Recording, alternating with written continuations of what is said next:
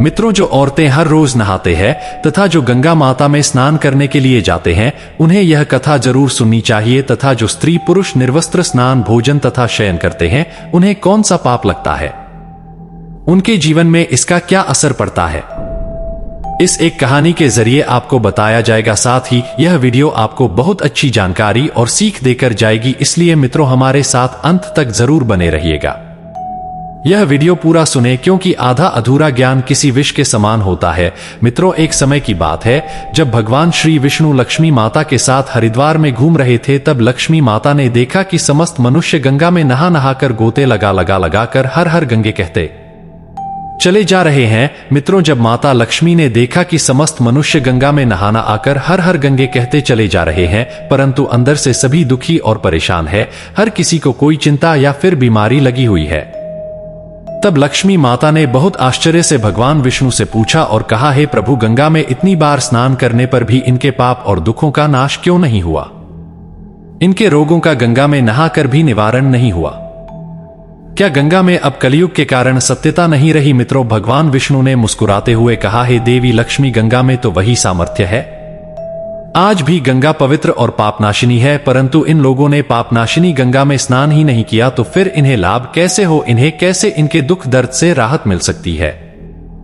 तब लक्ष्मी जी ने आश्चर्य से कहा, हे प्रभु, गंगा में स्नान कैसे नहीं किया? सभी तो नहाकर जा रहे हैं, और तो और अभी तक इनके शरीर भी नहीं सूखे हैं। यह सब दृश्य हमारे सामने ही घटित हो रहा है। तब भगवान विष्णु ने कहा, ये लोग तो केवल गंगा जल में डुबकी लगाकर आ रहे हैं। हे देवी, मैं तुम्हें कल इसका रहस्य समझाऊंगा। ऐसा कहकर वे दोनों ही अंतर्ध्यान हो जाते हैं। मित्रों, वहीं दूसरे दिन अचानक से बहुत जोरों की बरसात होने लगी। सभी गलियां कीचड़ से भर गई। एक चौड़े रास्ते में एक गहरा गड्ढा था, जिसमें चारों ओर से कीचड़ भर रहा था।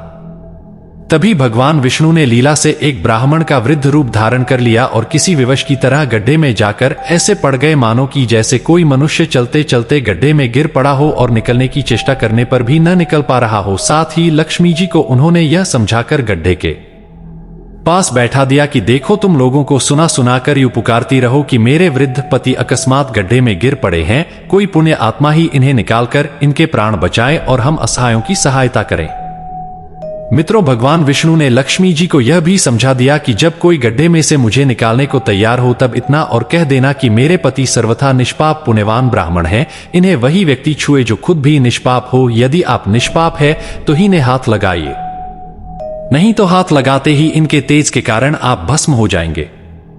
मित्रों, लक्ष्मी जी तथास्तु कहकर गड्ढे के किनारे बैठ गई और आने जाने वालों को सुना सुनाकर भगवान श्री हरि की सिखाई हुई बात बार बार कहने लगी। उसी समय गंगा में नहाकर लोगों के दल आ रहे थे और उस सुंदर युवती को यूं बैठी देखकर कईयों के मन में वासना आया।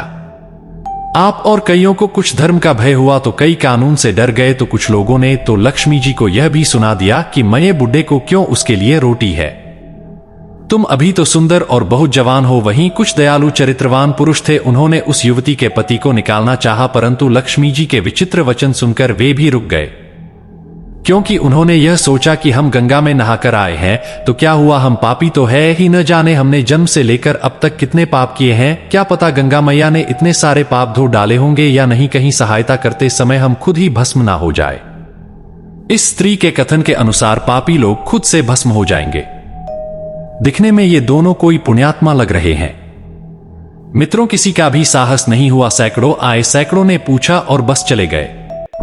अब तो दिन से धीरे धीरे संध्या हो रही थी। तब भगवान विष्णु ने माता लक्ष्मी से कहा, देखा देखो, आया कोई सच्चे हृदय से गंगा में नहाने वाला। इतने पवित्र गंगा में स्नान करने पर भी लोगों के दिमाग में अभी भी मैल जमा हुआ है। मित्रों, तब थोड़ी ही देर के बाद एक नौजवान ब्राह्मण हाथ में लौटाली हर हर गंगे कहता हुआ नदी से बाहर निकलकर मंदिर की ओर जा रहा था। जब उसकी दृष्टि उस स्त्री पर पड़ी तथा उनका अपने विवशता का विलाप सुन युवक का हृदय करुणा से भर आया। उसने भगवान विष्णु को निकालने की तैयारी की, किंतु लक्ष्मी जी ने रोक कर कहा कि भाई, यदि तुम सर्वथा निष्पाप पुण्यवान नहीं होंगे तो मेरे पति को छूते ही तुम अपने आप जलकर राख हो जाओगे।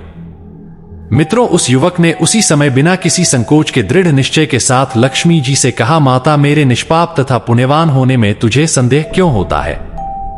देखती नहीं, मैं अभी गंगा नहाकर आया हूं। भला पापनाशिनी परम तेजस्वी पवित्र गंगा जी में गोता लगाने के बाद भी कभी पाप रहते हैं? जैसे एक माँ अपने पुत्र को 9 महीने की प्रसूत पीड़ा सहन कर नया जीवन देती है, वैसे ही गंगा माता भी हमें हमारे पापों का नाश करके नया जीवन देती है, ताकि हम हमारे बच्चे जीवन में कभी पाप न करें। यह हमें सुधारने का अवसर प्रदान करती है। गंगा में स्नान करने के बाद भी हम पुण्य न कमाएं तो हमसे बंधा मूर्ख कोई नहीं हो सकता है। देवी रुको, मैं अभी तुम्हारे पति को निकालता हूं। ऐसा कहते हुए उस युवक ने लपक कर अपनी गोदी में उठाकर बूढ़े ब्राह्मण को ऊपर उठा लिया। मित्रों, उस समय भगवान विष्णु और मां लक्ष्मी ने उस युवक के पुण्य कर्म और गंगा माता पर रखा अटूट विश्वास देखकर अपना असली स्वरूप किया और उसे साक्षात दर्शन देकर कृतार्थ किया। मित्रों, वहीं भगवान विष्णु जी ने माता लक्ष्मी से कहा, हे लक्ष्मी, इतने सारे लोगों में से केवल इस एक युवक ब्राह्मण ने ही असली गंगा स्नान किया है। हे देवी, इसी दृष्टांत के अनुसार जो लोग बिना श्रद्धा और विश्वास के केवल दंभ के लिए गंगा स्नान करते हैं, उन्हें वास्तविकता में कोई भी फल नहीं मिलता। परंतु इसका यह मतलब नहीं कि गंगा स्नान व्यर्थ जाता है। गंगा स्नान का बहुत पुण्य भी है। मित्रों, इसके बाद भगवान विष्णु जी ने माता लक्ष्मी जी से कहा, हे देवी, अब मैं आपको वह 12 बातें बताता हूं। जो भी मनुष्य इन 12 बातों को नहाते समय ध्यान में रखता है, वह कभी भी दुखी नहीं रहता है। उसके घर में देवी लक्ष्मी का वास होता है। उसके घर में अपार धन आता है। घर में कभी भी लड़ाई झगड़ा या क्लेश नहीं होते हैं। उसका पूरा परिवार हंसी खुशी के एक साथ सुखपूर्वक जीवन व्यतीत करता है। मित्रों, तब माता लक्ष्मी ने कहा, हे प्रभु, आप हमें यह 12 बातें बताई है जिसका मनुष्य जीवन पर कैसे प्रभाव होता है, इस विषय में मैं जानना चाहती हूँ। मित्रों, इसके बाद भगवान विष्णु उन बातों को बताना शुरू कर देते हैं और माता लक्ष्मी बहुत ध्यान से सुनने लगती है। प्रिय दर्शकों, यह 12 बातें आप लोग भी बिल्कुल ध्यान से सुनना। इसके बाद भगवान विष्णु कहते हैं, हे प्रिय, यह 12 बातें बताने के बाद मैं आपको एक बात और बताऊंगा। जो औरतें कपड़े खोलकर स्नान करती है, उनके लिए यह बात बहुत ही महत्वपूर्ण है। तो ही लक्ष्मी, आप इस बात को बहुत ही ध्यान से सुनना। तभी विष्णु जी अपनी वाणी को शुरू कर और बताने लगते हैं। दोस्तों, विष्णु जी कहते हैं, प्रतिदिन स्नान करने से शरीर निरोगी रहता है तथा मन प्रसन्न रहता है। स्नान से चेहरे की क्रांति और शारीरिक आकर्षण में भी बढ़ोतरी होती है। अगर इस नित्य कर्म के दौरान कुछ विशेष बातों का ध्यान रखा जाए तो आध्यात्मिकता से भी ज्यादा लाभ पाया जा सकता है। नहाने के क्रम में इन बातों का ख्याल जरूर रखा जाना चाहिए। सबसे पहले स्नान करने के बाद शुद्ध होकर पूजा पाठ आदि सारे काम करने के योग्य बनते हैं, इसलिए सुबह को ही स्नान कर लेना चाहिए। दूसरी बात, शास्त्रों में कहा गया है कि स्नान करने से इन 5 गुणों की प्राप्ति होती है: रूप, तेज, बल, पवित्रता, आयु, आरोग्य, निलोभ, धन, पुष्टि व आरोग्य और स्वास्थ्य। चाहने वालों को हर मौसम में और हर दिन स्नान करना चाहिए। चौथी बात, शास्त्रों में कहा गया है कि सुबह स्नान करने से पापों का नाश होता है और पुण्य मिलता है।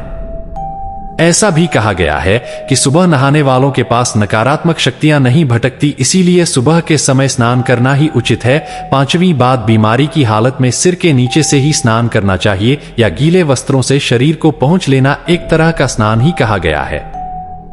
6ठी बात, सुबह की लालिमा छाने से पहले ही स्नान कर लेना श्रेष्ठ माना गया है। 7वीं बात, तेल लगाकर और देह को मल कर नदी में नहाना मना है। इसकी जगह नदी से बाहर निकलकर तट पर ही शरीर साफ करके नदी में डुबकी लगाना उचित है। 8वीं बात, जिन घाटों पर कपड़े धोए जाते हैं वहां का जल पवित्र माना गया है, इसलिए वहां से कुछ दूर हटकर ही नहाना चाहिए। 9वीं बात, नदी में 11 या 21 डुबकी लगाना योग्य बताया गया है।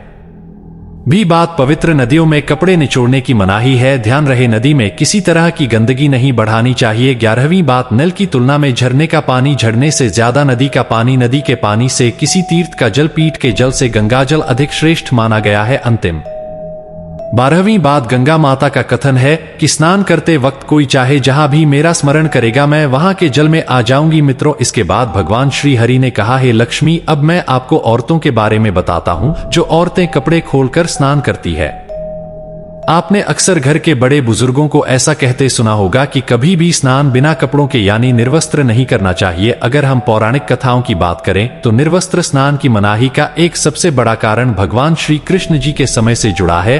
पौराणिक कथाओं के अनुसार एक बार जब गोपिकाओं सरोवर में स्नान कर रही थी और वह निर्वस्त्र थी, उस समय बाल कृष्ण ने गोपियों के सभी वस्त्र छिपा दिए और गोपियों ने अपने वस्त्र वापस लेने की प्रार्थना की। तब कृष्ण जी ने उन्हें समझाया कि कहीं भी निर्वस्त्र वस्त्र धारण किए स्नान नहीं करना चाहिए, इससे जल के देवता वरुण का अपमान होता है, इसलिए आपको निर्वस्त्र स्नान न करने की सलाह दी जाती है। श्रीमद् भागवत पुराण के 10वें अध्याय के 10वें स्कंध में एक कथा है। कुबेर के दोनों पुत्र नलकूप पर और मणिग्रीव भगवान रुद्र के सेवक बन गए थे। धनवान होने के साथ ही साथ भगवान शिव की कृपा प्राप्ति के कारण दोनों घमंडी हो गए थे। अपने धन वैभव के अहंकार में एक दिन दोनों मंदाकिनी नदी के तट पर अप्सराओं से साथ मदिरा पीकर जल क्रीड़ा कर रहे थे। संयोगवश उस समय कहीं से भ्रमण करते हुए नारद मुनि वहां आ गए। नारद मुनि को देखकर अप्सराओं ने शाप के भय से जल्दी जल्दी वस्त्र धारण कर ली। अप्सराओं ने हाथ जोड़कर नारद मुनि का अभिवादन किया, लेकिन कुबेर के पुत्रों ने नारद मुनि की ओर ध्यान तक नहीं दिया और निर्वस्त्र जल क्रीड़ा करते रहे। कुबेर के पुत्रों का ऐसा आचरण देखकर नारद मुनि क्रोधित हो गए आए और उन्हें शाप दे दिया। नारद मुनि ने कहा कि अहंकार के कारण तुम दोनों का व्यवहार जड़ के समान हो गया है, इसलिए तुम लोग वृक्ष बन जाओ। 100 वर्षों के बाद जब भगवान श्री कृष्ण का अवतार होगा तो वह तुम्हें शाप मुक्त करेंगे। नारद मुनि के शाप से नलकूप भर और मणिग्रीव अर्जुन वृक्ष बन गए। इन दोनों वृक्षों के साथ साथ होने के कारण इन्हें यमला अर्जुन कहा गया। जब भगवान श्री कृष्ण ने अवतार धारण किया तब एक दिन माता यशोदा ने उन्हें ओखली से बांध दिया। भगवान श्री कृष्ण मौका देखकर ओखली को घसीटते हुए दोनों वृक्षों के बीच से निकल गए, लेकिन ओखली बीच में अटक गई। श्री कृष्ण ने कुछ जोर लगाया तो दोनों वृक्ष भूमि से उखड़ गए और उनकी जगह 2 युवक प्रकट हो गए। शाप मुक्त होकर नल को भर और मणिग्रीव अपने स्थान को लौट गए। मित्रों, अगर आप नहाते समय सोचते हैं कि बंद कमरे में कोई आपको नहीं देख रहा है तो यह बिल्कुल गलत है, क्योंकि ईश्वर आपको हर स्थान पर देखते हैं। और यदि आप निर्वस्त्र होकर स्नान कर रहे हैं तो यह मुख्य रूप से जल के देवता वरुण का अपमान करने जैसा होता है। निर्वस्त्र स्नान से आपको पाप लग सकता है और आर्थिक एवं शारीरिक नुकसान पहुंच सकते हैं। यदि आप निर्वस्त्र स्नान करते हैं तो आपके शरीर में नकारात्मक ऊर्जा प्रवेश करती है और आपकी मानसिकता भी नकारात्मक हो सकती है। इसीलिए हमेशा आपको यही सलाह दी जाती है कि आप नहाते समय कोई एक कपड़ा जरूर धारण करें, लेकिन बिना कपड़ों के स्नान न करें, तभी आपके लिए बेहतर होगा। मित्रों, निर्वस्त्र स्नान से शरीर की सकारात्मक ऊर्जा शरीर से बाहर निकल सकती है और इसका प्रभाव आपके शरीर के साथ साथ आपके मन मस्तिष्क में भी होता है। वहीं दूसरी ओर गरुड़ पुराण के अनुसार जब पुरुष स्नान करते हैं तब आपके पितर यानी मृत पूर्वज आपके आसपास ही मौजूद होते हैं। यदि आप निर्वस्त्र स्नान करते हैं तो आपको पितृदोष लग सकता है। ऐसे स्नान करने से आपके पितरों को तृप्ति नहीं मिलती है और यह घर में पितृदोष का कारण बन सकता है। और पुराणों में वर्णित है, आपके पीटर केवल घर के स्नान करने वाले पुरुष के ही वस्त्रों से गिरने वाले जल को ग्रहण करते हैं, जिनसे उनकी तृप्ति होती है। निर्वस्त्र स्नान करने से पितृ अतिरिक्त नाराज होते हैं, जिससे व्यक्ति का तेज बल धन और सुख न होता है। इसलिए कभी भी निर्वस्त्र होकर स्नान नहीं करना चाहिए। मित्रों, पुराणों के अनुसार नहाने वाला पानी पूर्वजों के हिस्से में जाता है और निर्वस्त्र होकर नहाने से इसे पितरों के समक्ष बिना कपड़ों के नहाना माना जाता है। शास्त्रों में ऐसी मान्यता है कि यदि कोई निर्वस्त्र स्नान करता है तो माता लक्ष्मी उससे रूठ जाती है। इससे आपकी कुंडली में धन हानि के योग बन सकते हैं और आपकी आर्थिक स्थिति खराब हो सकती है। इन्हीं कारणों से आपको निर्वस्त्र स्नान न करने की सलाह दी जाती है और शास्त्रों में भी इस बात की मनाही है। तो दोस्तों, आपको हमारी जानकारी कैसी लगी कमेंट में जरूर बताएं। साथ ही जय श्री हरि विष्णु अवश्य लिखिए। वीडियो को लाइक और नए हो तो चैनल को सब्सक्राइब करना ना भूलें।